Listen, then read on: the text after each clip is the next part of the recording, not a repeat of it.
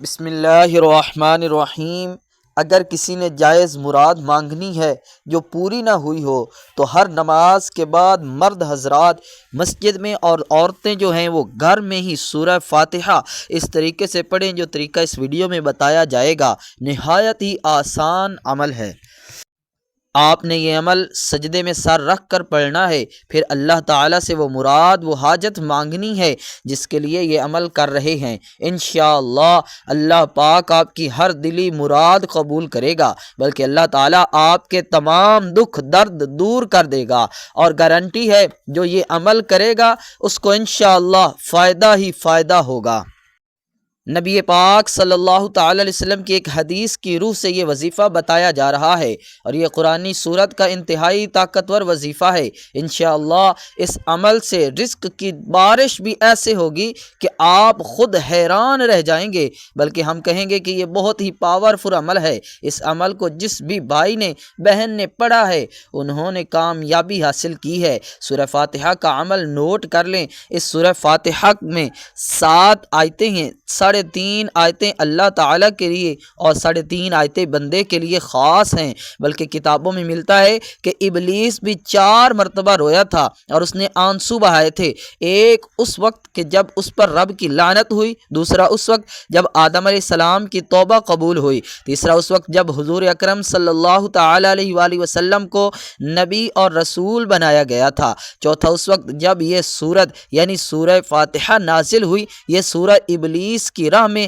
سب سے بڑی رکاوٹ ہے، کیونکہ سورہ فاتحہ کی دعا سب سے زیادہ نفع بخش اور عمدہ قرار پائی ہے۔ اگر اللہ تعالیٰ بندے کو سیدھے راستے کی طرف ہدایت دے دے اور اس کو اپنی بندگی پر اور گناہوں سے چھوڑنے پر مدد کر دے تو دنیا آخرت میں اس کا کوئی برا چاہ ہی نہیں سکتا، کیونکہ اللہ پاک فرماتا ہے کہ جو بندہ الحمدللہ رب العالمین کہتا ہے تو اللہ پاک فرماتا ہے میرے بندے نے میری ثنا بیان کی۔ جب بندہ کہتا ہے الرحمن الرحیم رب العالمین تو اس اللہ پاک اس وقت فرماتا ہے کہ میرے بندے نے میری بزرگی بیان کی۔ جب بندہ کہتا ہے ایاک نعبد و ایاک نستعین تو اللہ پاک فرماتا ہے یہ میرے اور میرے بندے کے درمیان ہے، اور میرے بندے کے لیے وہی حکم جو قرآن کریم میں سب سے پہلے سورہ فاتحہ ہی لکھی گئی ہے، اور نماز میں قرات بھی اس سے شروع ہوتی ہے۔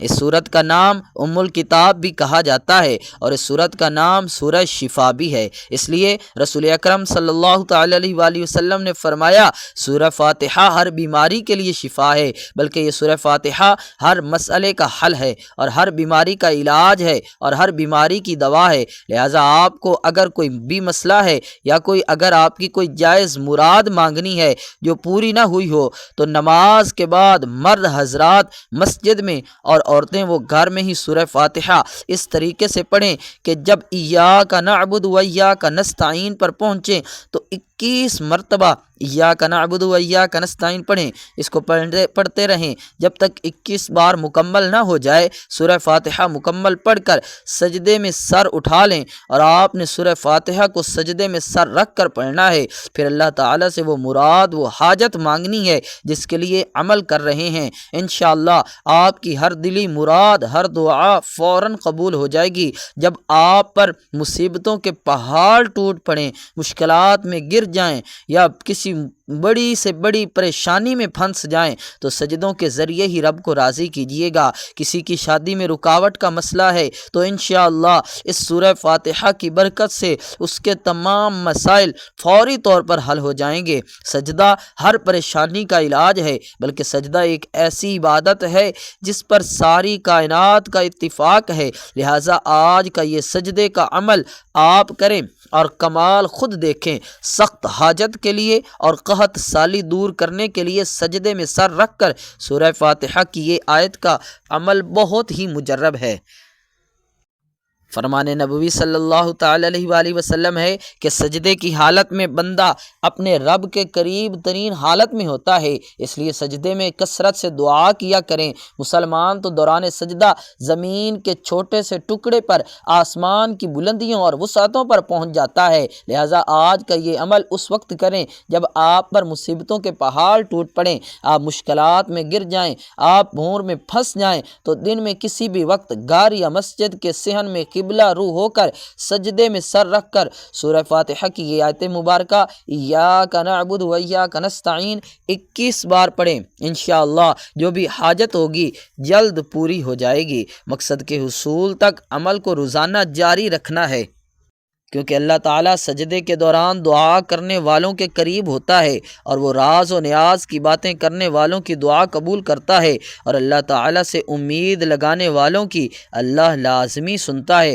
جو بھی اللہ تعالیٰ کے قریب ہو تو وہ اللہ کے ہاں وافر نوازا جاتا ہے اور بلند مقام پاتا ہے، بلند مقام پا لیتا ہے۔ سورہ فاتحہ سے متعلق علامہ ابن حکیم کا عمل بھی نوٹ کر لیں۔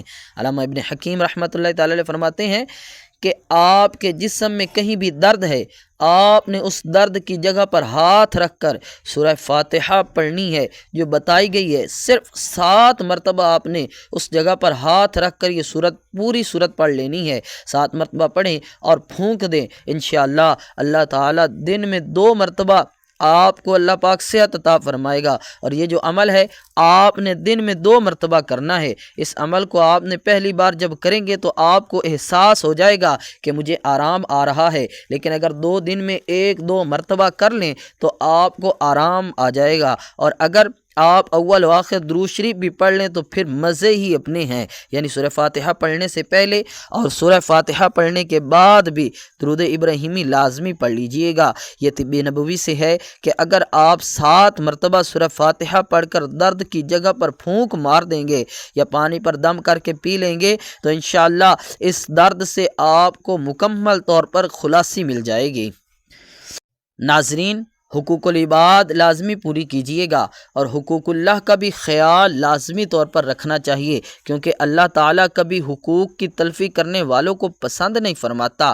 قیامت کے دن اللہ تعالیٰ اپنے حقوق تو معاف فرما دے گا، لیکن حقوق العباد یعنی حقوق اللہ کی مخلوق کے حقوق جو آپ نے ادا نہیں کیے ہوں گے ان کو اللہ پاک معاف نہیں فرمائے گا۔ ان پر آپ کو سزا دی جائے گی اور آپ کی نیکیوں سے ان حقوق کو ادا کیا جائے گا۔ دعا ہے کہ میرا اللہ تعالیٰ میرا یہ سنانا اور آپ کا سننا اپنی پاک بلند بارگاہ میں قبول فرمائے۔ ناظرین، اپنے رزق میں برکت اور وسعت کے لیے اللہ تعالیٰ کے 99 ناموں میں سے کوئی ایک نام کمنٹ سیکشن میں ضرور لکھیے گا۔ اللہ تبارک و تعالیٰ ہمارا حامی و ناصر ہو، آمین ثم آمین۔ السلام علیکم ورحمۃ اللہ وبرکاتہ۔